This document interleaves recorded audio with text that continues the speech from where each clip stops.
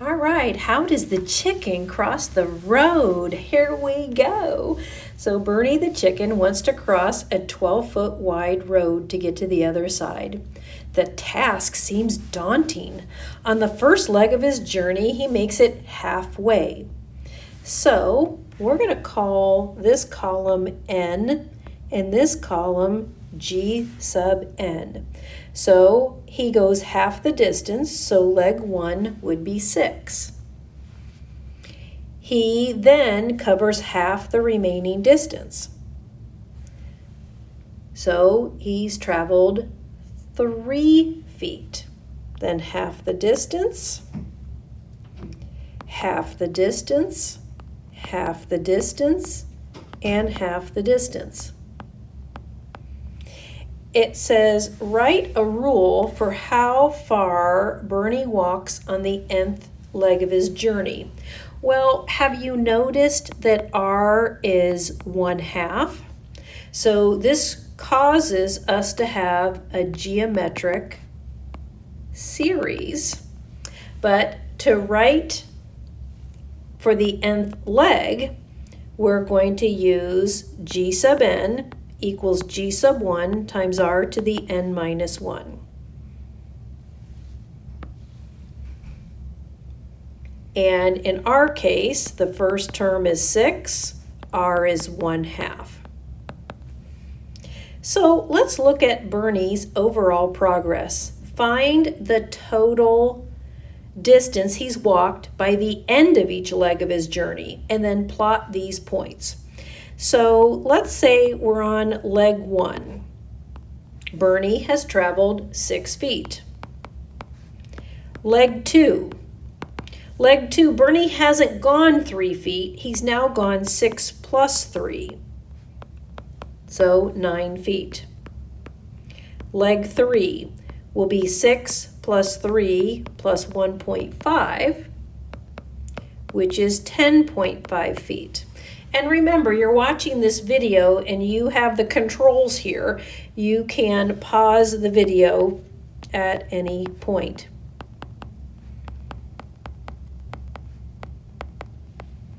So I got 11.25.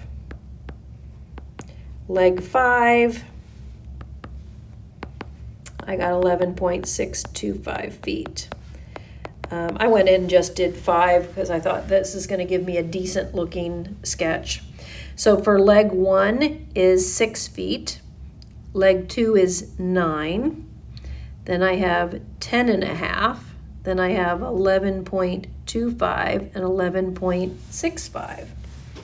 So what I want you to notice is you can tell the graph will eventually level off.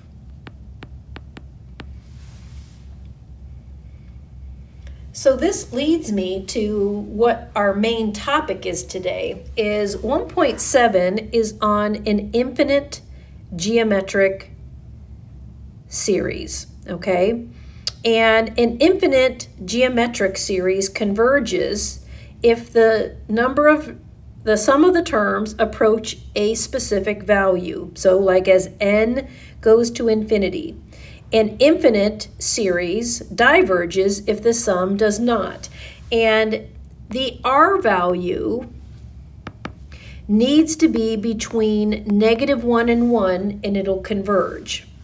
Or sometimes we write it this way, that the absolute value of R is less than 1.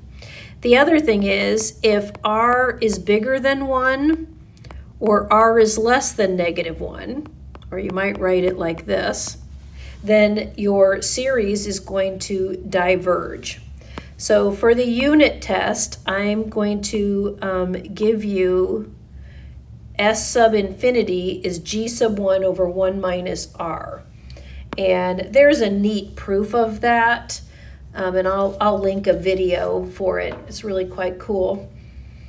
All right, so let's look at these 2 examples. Example A says, given each infinite geometric series below, determine whether it converges or diverges. If it converges, then determine the value to which it converges.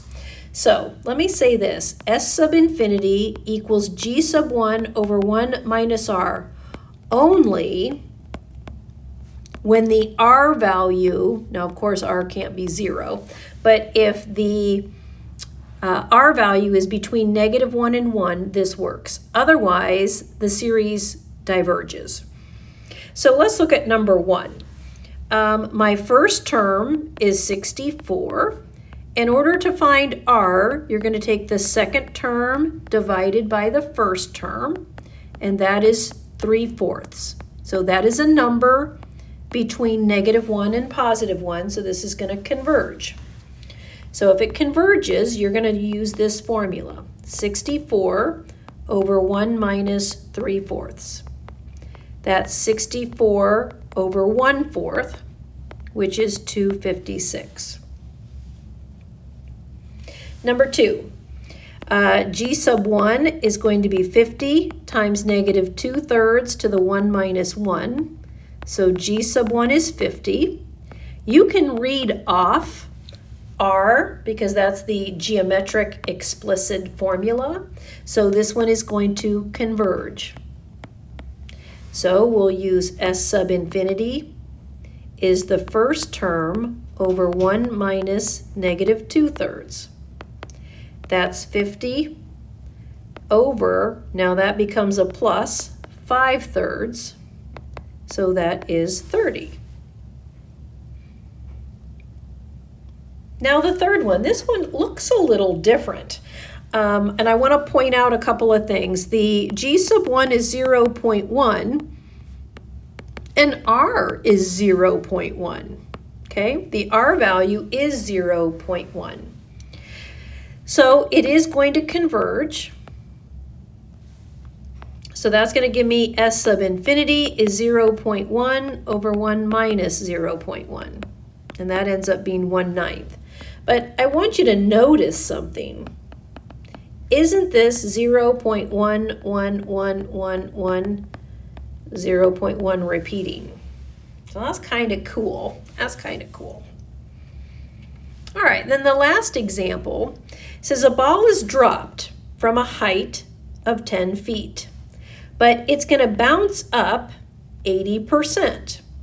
Then it falls down the same amount. It's going to do 80% of each previous height. So if I take 8 times 0.8, that's 6.4, and then it falls. Then it's going to bounce up. If I multiply that, 6.4 times 0.8, I get 5.12, and so on. So if the ball were somehow in a frictionless environment and was able to bounce forever, then how far would it travel? Well, this is interesting because I've got a bounce up and a fall back down. But I'm going to think of this as my downs. If I think about my downs, my G sub 1 is 10 and my R is 0.8. So the sums of all the downs would be 10 over 1 minus 0.8, which that happens to be 50. Now my ups, my first up is 8. So my sum of the ups is 40. So the total is the downs plus the ups, which is 90 feet. Pretty cool, pretty cool. All right, that finishes the notes.